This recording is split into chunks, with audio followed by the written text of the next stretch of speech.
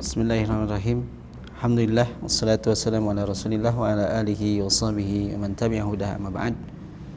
Ikhwah azani Allah wa iyyakum ajmain. Ya.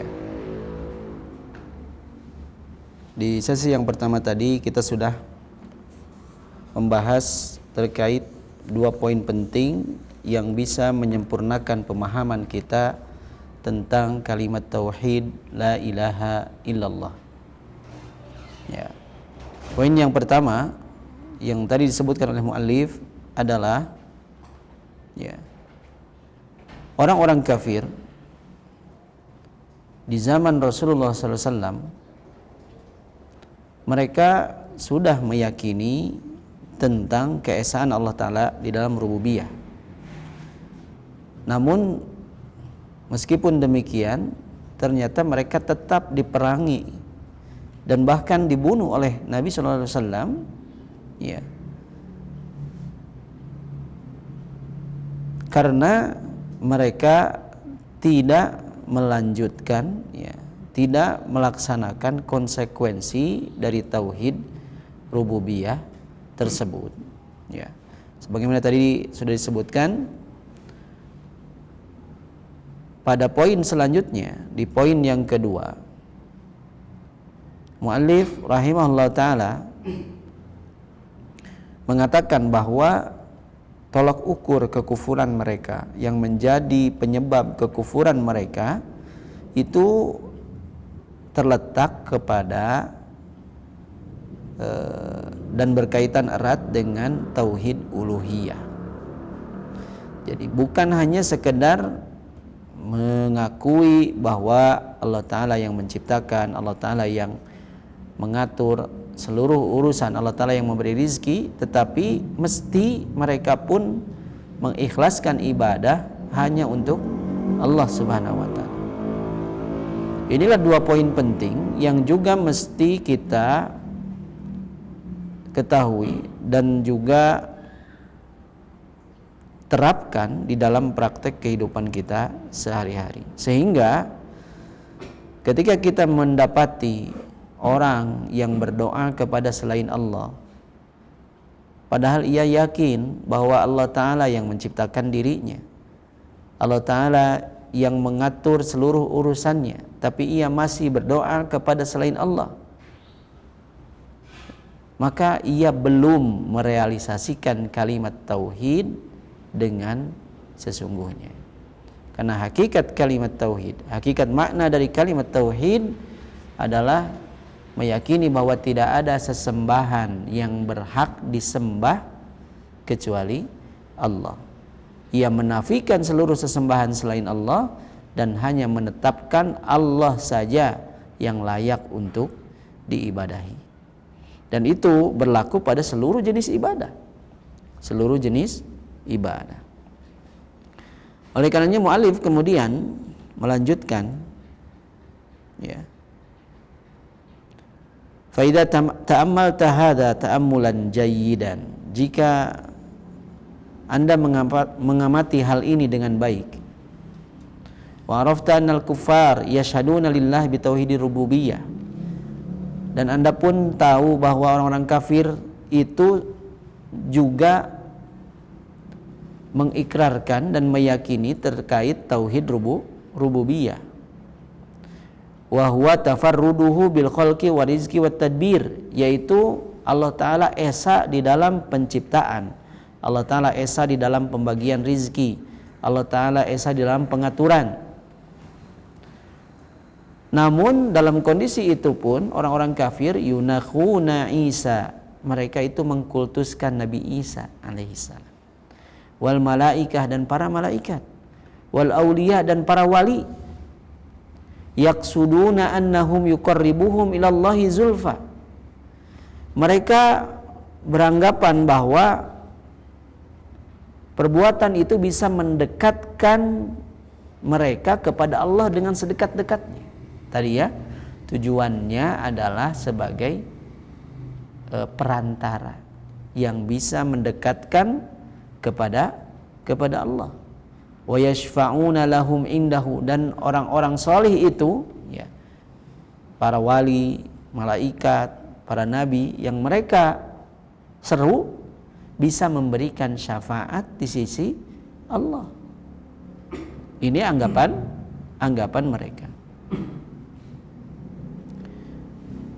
Bahkan ada juga orang-orang kafir, terkhusus orang-orang Nasrani yang beribadah kepada Allah, ya, di malam hari dan di siang hari.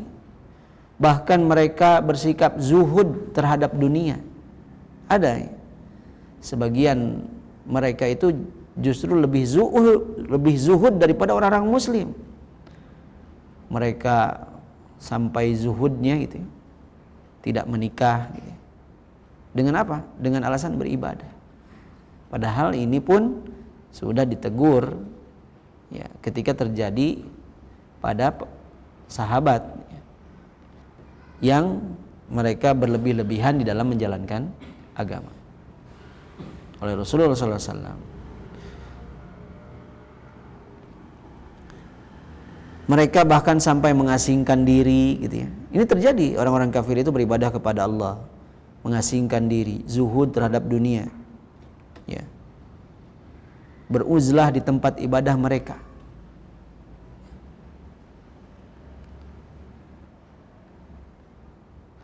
Namun meskipun demikian, mereka itu adalah orang-orang kafir. Disebut orang kafir, disebut musuh Allah, dan bahkan kekal di neraka. Meskipun tadi ya, beribadah siang dan malam, lalu mengasingkan diri dari manusia, ya, tapi tetap dihukumi kafir, dihukumi musuh Allah, bahkan dihukumi kekal di neraka. Kenapa? Bisababi i'tiqadihi fi Isa, karena sebab keyakinan mereka tentang Nabi Isa, bahwa Nabi Isa itu anak Allah, ya. Ya meskipun mereka ibadah, tapi kalau keyakinannya tetap demikian, ya mereka tetap musuh Allah, kafir dan kekal di neraka. Atau bahkan keyakinan-keyakinan lain tentang wali-wali Allah, ya, wali-wali Allah. Sehingga mereka pun selain berdoa kepada Allah, berdoa juga kepada Nabi Isa, berdoa kepada wali-wali, ya, menyembelih untuk Nabi Isa, menyembelih untuk wali-wali, bernadar untuk Nabi Isa, bernadar untuk wali-wali juga. Maka melihat dan mengamati kondisi seperti itu, akan menjadi semakin jelas bagi kita bagaimana sifat Islam yang didakwahkan oleh Rasulullah SAW, ya, Islam yang bagaimana yang didakwahkan oleh Rasulullah SAW. Apakah cukup hanya dengan meyakini bahwa Allah Ta'ala yang menciptakan, Allah Ta'ala yang memberikan rizki, Allah Ta'ala yang mengatur seluruh urusan saja? Tidak. Ternyata sifat Islam yang diserukan oleh Rasulullah SAW, ya, adalah untuk mengesahkan Allah Ta'ala di dalam ibadah. Maka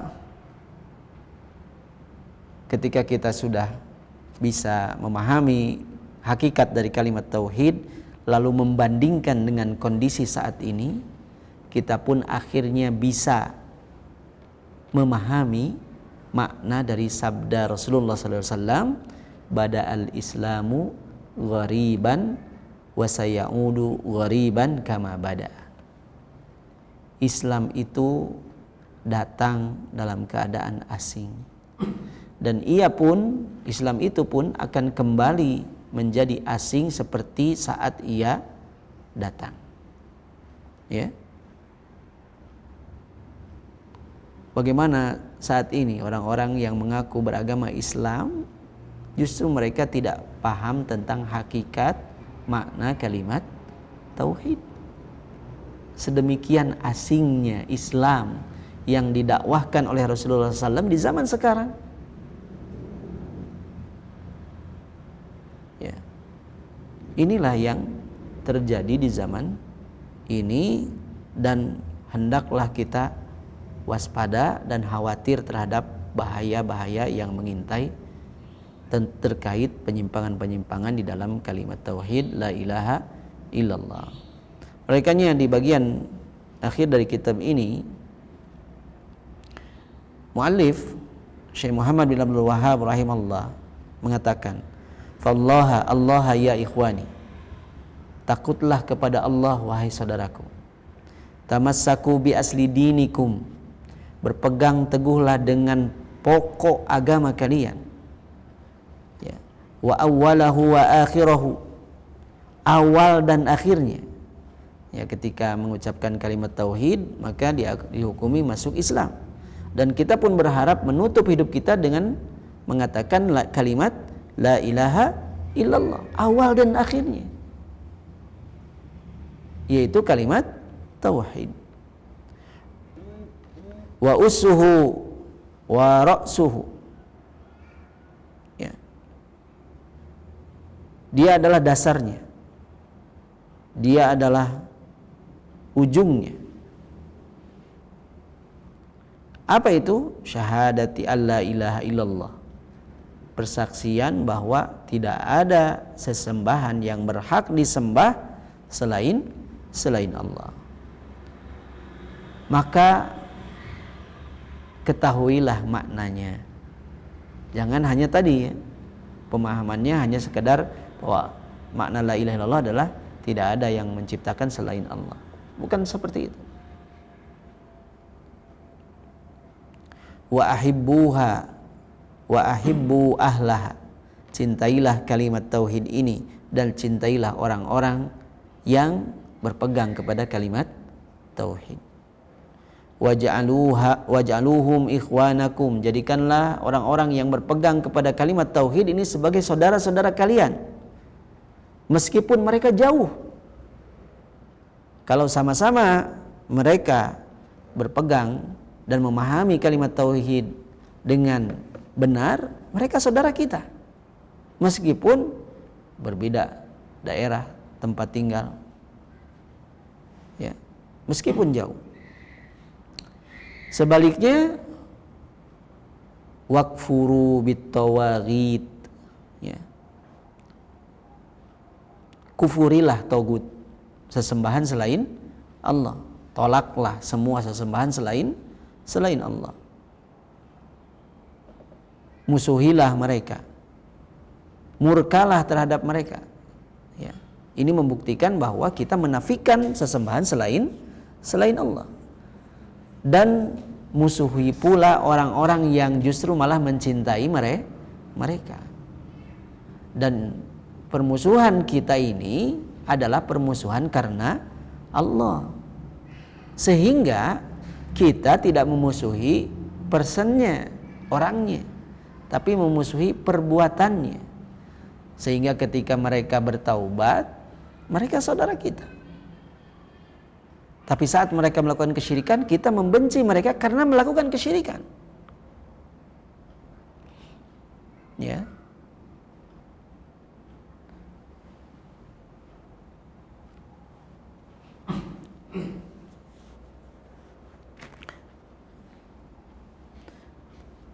Au jadil anhum, ya. Man ahabbahum au jadala anhum. Kita pun membenci orang yang membela mereka. Au lam yukaffirhum, atau orang-orang yang tidak mengkafirkan mereka. Ya, ketika mereka berbuat kekufuran, mereka justru malah membela. Kita pun pembelanya pun kita berhati-hati dari mereka, jangan sampai terpengaruh oleh mereka. Au qala, atau bahkan ada orang yang mengatakan ma alayya minhum, ya, aku tidak punya urusan dengan mereka. Orang muslim itu mesti menentukan sikap. Jangan beranggapan itu bukan urusan saya. Jangan seperti itu. Apalagi ia adalah saudara kita sesama muslim terjatuh kepada kesyirikan, hendaknya minimal kita doakan, kita nasihati. Jangan dibiarkan. Ya, kita sampaikan kepada mereka al-haq, ya. Masalah mereka terima atau tidak itu taufik dari Allah Subhanahu wa taala. Tapi kita bentuk kasih sayang kita terhadap sesama muslim, ya, adalah mengingatkan saat terjatuh ke dalam kesalahan. Ya. Jangan sampai mengatakan ma'alayya minhum. Saya tidak punya urusan dengan mereka. Masing-masing saja. Enggak ada seperti itu. Sampaikan. Au qala ma kallafani Allahu bihim. Ya. Ya. Allah tidak membebaniku dengan mereka. Tidak ada yang seperti itu. Ya. Faqad kadzaba hadza 'ala Allah waftara. Maka orang yang seperti ini berucap seperti itu, maka ia telah berdusta dan lancang terhadap Allah Subhanahu wa taala. Faqad kallafahu Allah taala bihim, padahal Allah taala sungguh telah membebani mereka terhadap dirinya. Waftarada alaihi kufra bihim wal bara'ah minhum. Karena Allah taala memerintahkan kita untuk, ya, mengkafirkan mereka, ya, ketika jatuh dalam kekafiran, itu kekafiran, itu kekufuran. Dan kita pun berlepas diri dari mereka. Ini perintah. Walau kanu ikhwanahum wa auladahum, meskipun mereka saudara-saudara kita, meskipun mereka adalah anak-anak kita, kalau melakukan kesyirikan kita sampaikan kepada mereka, maka kita berlepas diri dari perbuatan kesyirikan yang mereka lakukan. Maka hendaklah kita takut kepada Allah, ya, dan berpegang teguh dengan kalimat tauhid ini, ya. Sehingga semoga kita semua bertemu dengan Allah Ta'ala, ya, dalam keadaan tidak mempersekutukannya dengan sesuatu pun, ya. Oleh karenanya mu'allif kemudian menutup wal nakhtimil kalam, maka kita tutup pembahasan ini dengan sebuah ayat dzakarallahu ta'ala fi kitabih, yang Allah Ta'ala sebutkan di dalam Al-Quran, tubayyinu laka anna kufral musyrikina min ahli zamanina a'dhamu min kufril ladina qatalahum Rasulullah. Ini poin yang penting yang mesti juga kita ingat, ya, selain dua poin yang pertama tadi. Di dalam Al-Quran disebutkan bahwa kekufuran orang-orang musyrik di zaman kita sekarang itu lebih parah daripada kesyirikan dan kekufuran orang-orang yang diperangi oleh Rasulullah Sallallahu Alaihi Wasallam. Syirik zaman sekarang lebih parah, begitu, ya.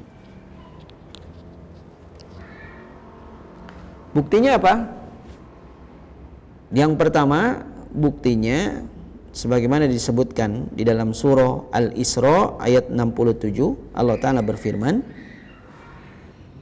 wa idza massakumud durru fil bahri dhalla man tad'una illa iyyahu falamma najjakum ilal barri a'radtum wa kana al insanu kafura. Lihat, ya. Dan apabila menimpa kepada kalian kesulitan fil bahri, di tengah lautan, gitu. Dhalla man tad'una illa iyyah, maka hilanglah segala yang mereka ibadahi selain Allah. Lihat, ya. Jadi mereka tidak lagi menyeru kecuali hanya kepada Allah. Tapi falamma najjakum, tetapi ketika Allah Ta'ala selamatkan kalian ilal barri, ke daratan, a'raddum, kalian kembali berpaling. Ini poin yang pertama yang membuktikan bahwa kufur zaman dulu itu lebih ringan daripada kekufuran di zaman sekarang.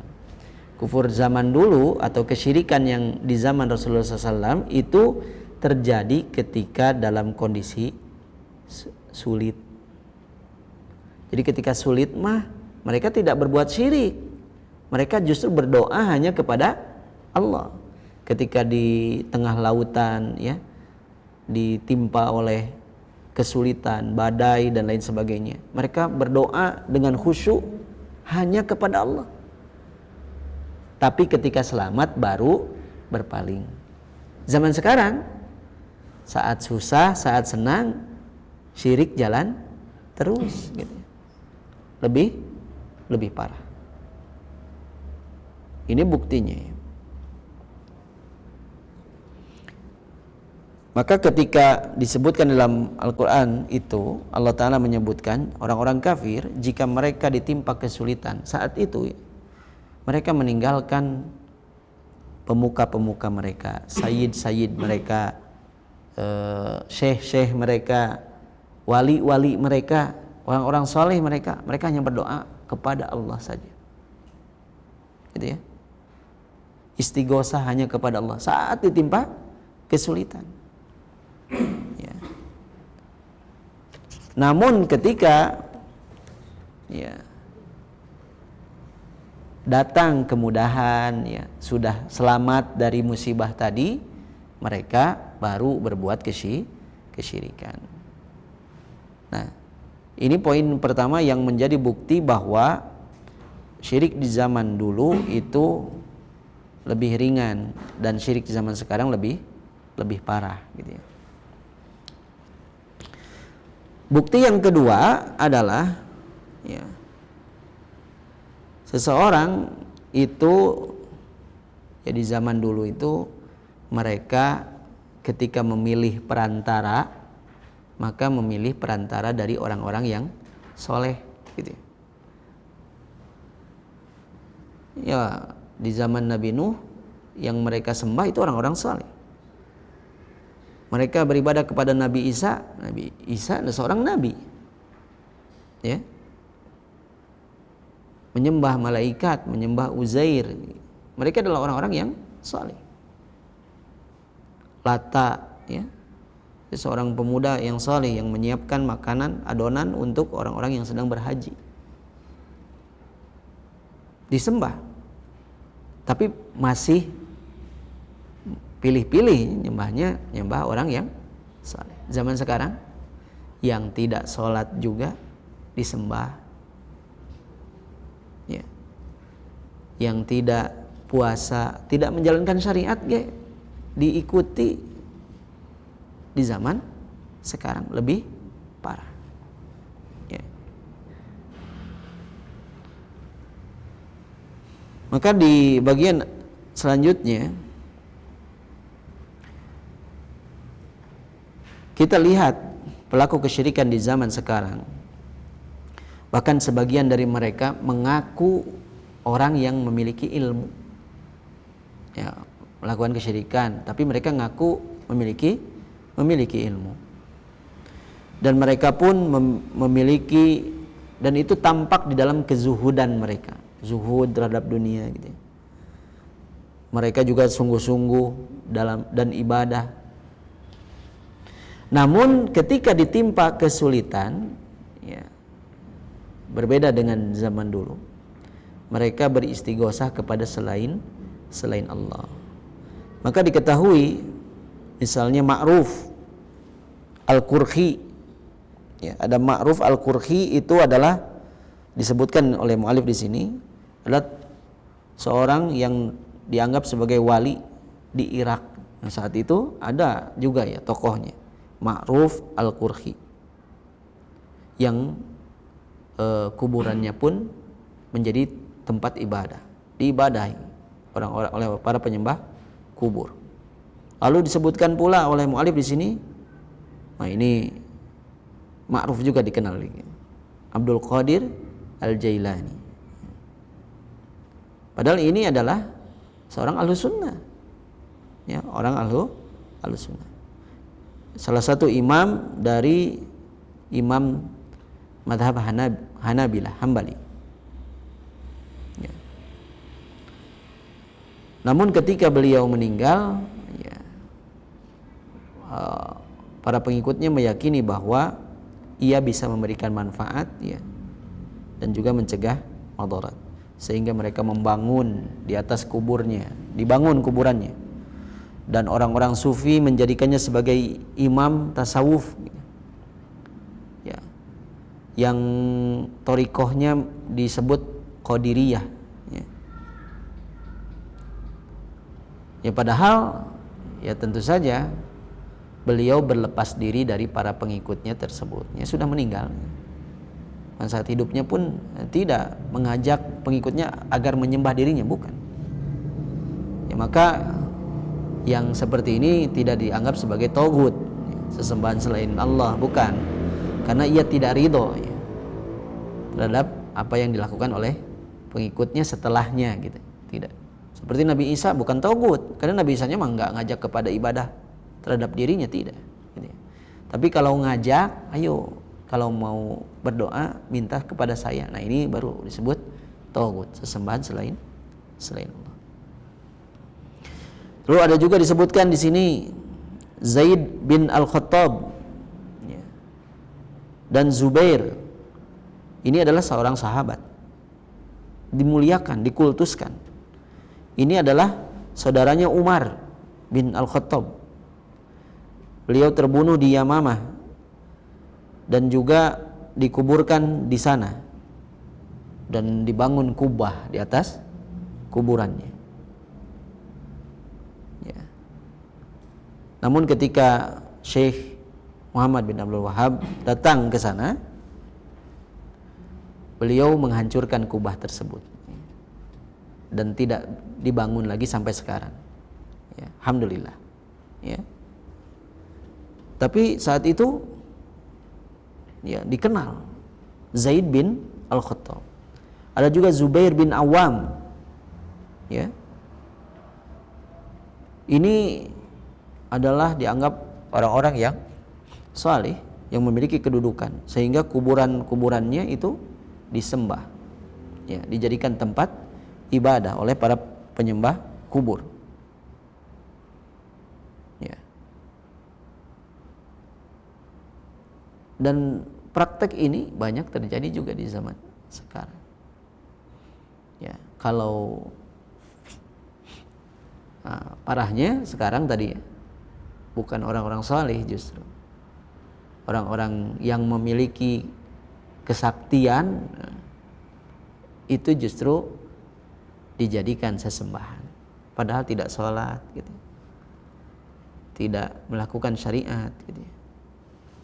Dengan anggapan wah kalau sudah mencapai tingkatan hakikat mah gak usah sholat gitu. Tapi diikuti, ditaati, meskipun ia menghalalkan yang Allah Ta'ala haramkan. Wah, daripada kawalat senang begitu. Ini terjadi. Ya, terjadi di tengah kita. Fallahul musta'an, hanya kepada Allah kita memohon pertolongan ya. Agar kita jangan sampai ya terkena syubhat ya, dan jatuh kepada penyimpangan-penyimpangan dalam merealisasikan hakikat dari kalimat tauhid tersebut ya. Ya, walhamdulillah awalan wa akhiran wa sallallahu wasallam ala nabiyyina Muhammadin wa ala alihi washabihi ajmain. Amin. Dan segala puji hanya milik Allah di awal dan akhirnya, dan semoga Allah Ta'ala memberikan mencurahkan salawat kepada dan salam kepada Nabi kita Muhammad dan kepada keluarganya, kepada sahabatnya dan seluruhnya. Alhamdulillah ya, selesai pembahasan kitab tafsir kalimat tauhid. Jadi intinya beberapa pertemuan kita selama membahas kitab ini adalah hendaklah kita belajar tentang hakikat dari kalimat tauhid. Apa maknanya, apa rukunnya, apa syaratnya, apa saja konsekuensinya. Dan tentu saja ujung-ujungnya adalah mengesahkan Allah Ta'ala di dalam ibadah.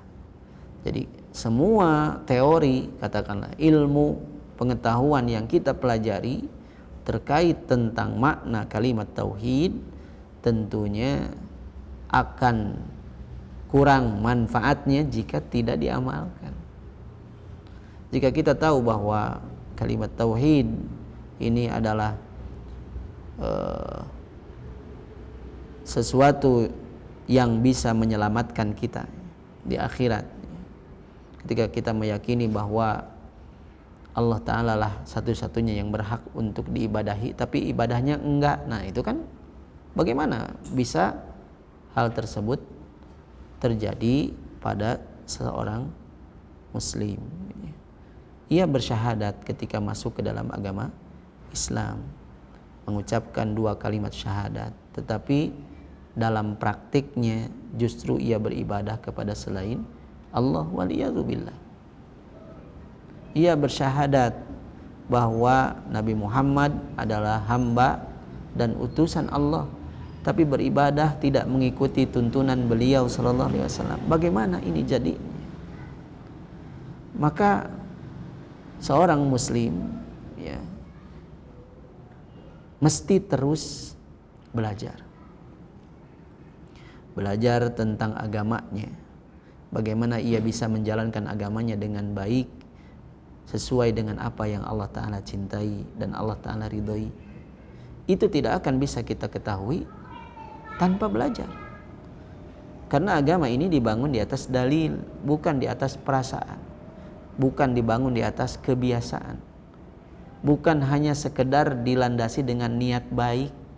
Kan niatnya baik, sama-sama ngaji gitu, sama-sama dzikir, hanya tempatnya saja ini mah di makam gitu, kan tidak boleh.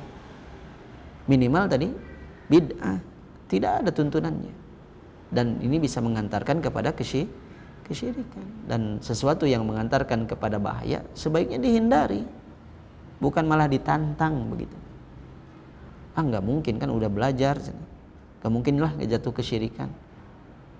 Jangan coba-coba ya. Bahkan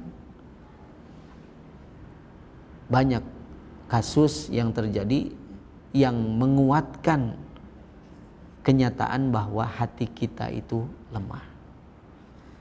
Sebanyak apapun ilmu yang sudah kita pelajari, fitnah, syubhat itu masih mungkin menimpa kita kalau bukan karena pertolongan Allah Subhanahu wa Ta'ala.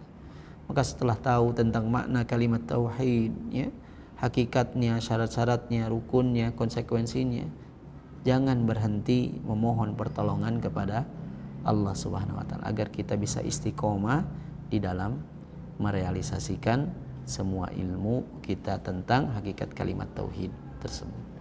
Semoga Allah Ta'ala jadikan kita semua hamba-hamba Allah Ta'ala yang bertauhid, yang mengesakannya di dalam ibadah, sampai kita bertemu dengan Allah Subhanahu wa Ta'ala dalam kondisi bertauhid, tidak mempersekutukannya dengan sesuatu pun, dan Allah Ta'ala menerima setiap amal ibadah yang kita lakukan dan memberikan balasan yang sempurna di sisinya kelak. Amin ya Allah ya Rabbal Alamin.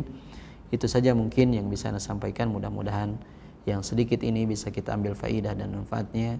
Naktafi bihadal qadar. Subhanakallahumma bihamdika asyhadu an la ilaha illa anta astaghfiruka wa atubu ilaik. Astaghfirukum. Assalamualaikum warahmatullahi wabarakatuh.